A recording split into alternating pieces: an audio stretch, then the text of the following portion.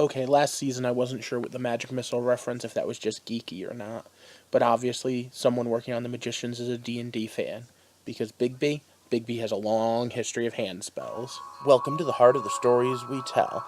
My name is Rob, and tonight I will be reviewing Hotel Spa Potions, the second episode of The Magicians, Season 2.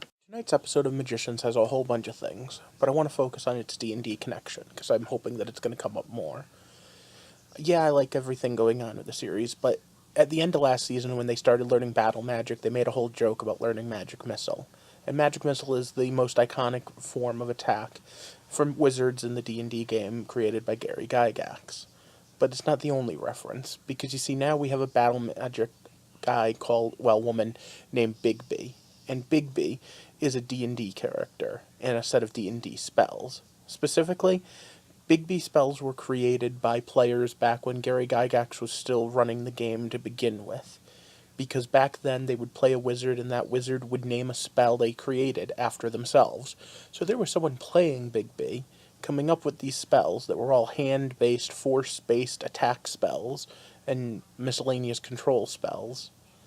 And you know what? I think it's kind of cool for the Magicians to reference that. But okay, enough D&D-isms. Let's throw this up here and get started. So once again, it's stop. Spoiler time. And yes, there's a lot of messed up stuff going on, especially since we're going to start in Fillory, with the crown being heavy on someone's head.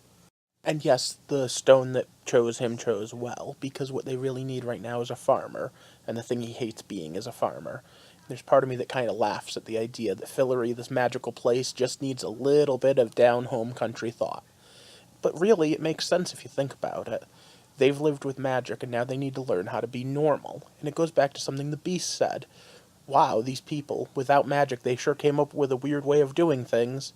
But yeah, that's exactly what science is. When you don't have magic, you come up with a way to do these things. And now, that's what his job is, fixing that. One of the reoccurring themes of the Magicians is that magic doesn't make your life better. Magic makes your life difficult. Magic, if anything, makes situations worse. And I like it, because magic is a WMD, magic is a gun. They don't help, but sometimes you need them. It's kind of weird that way. But okay, let's talk about the elephant in the room. Or, well, let's throw this up here again. Yeah, the orgy scene. Yeah, you know what? They do not need to go so overboard with this. I don't know why they're trying to be edgy. I mean, just to quickly go over it, we have a rapist murdering god, we have a beast who is actually a rape victim, and we have the king who's a debaucherous lech. Yeah, I think they're trying to push all the buttons to try to become their own Game of Thrones. Outside of Fillory, I'm glad that the Hot for Teacher stuff didn't go anywhere. However, there were a few other things that I noticed about the episode, and these are generally also bad. In fact, I have to say that as much as I like the overall story, this episode just fell so flat for me in so many ways. It almost felt like it was trying too hard. Let me try to stick to the good. Humanization of the beast. You know what? The best villains are those that you can sit there and put a face to. The fact that he's an all too human evil. And the fact that we get even more hints to the fact that that shade that he removed is actually his humanity, his consciousness.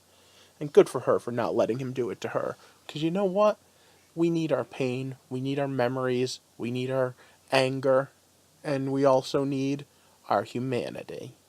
At the end, I hope that's what this is all leading to. Humanity to the rescue. Because at the end of the day, that's exactly what the Beast has become. Just another human threat. And that's all they are. The Magicians are just humans. Just people who are dealing with shit that is way beyond them. Kind of feel sorry for them, but I also can relate to them. Maybe in that way the show's doing good. I will say, the fact that somehow they've turned the Beast from an all-knowing, all-powerful monster that cannot be stopped into an annoying roommate who just sings and dances too much is a little humorous as well. Other things that are spot on are the fact that there are lots of gray areas in this story. The fact that battle magic was put away for a good reason, but that doesn't mean that it should never be taught. And in fact, that's my question to you. If you knew you could cast magic, but we're told that spells that cause damage or that hurt other people were forbidden, and as such were not taught anymore. What would you do? Would you seek them out? See, I have this whole thing in my head, and I don't know, maybe it'll be different for you, but I just assume that if anything can be used harmfully, someone will use it harmfully. And if someone's going to, I want to be able to defend against it. And to defend against it, I need to know it. But now we've reached the part of the video where I have to say goodnight.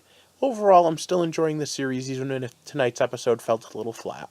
If you could please subscribe, like, and share this video, I'd love to help build a community. And then you can join me back here next time as we take a walk through the heart of the stories we tell.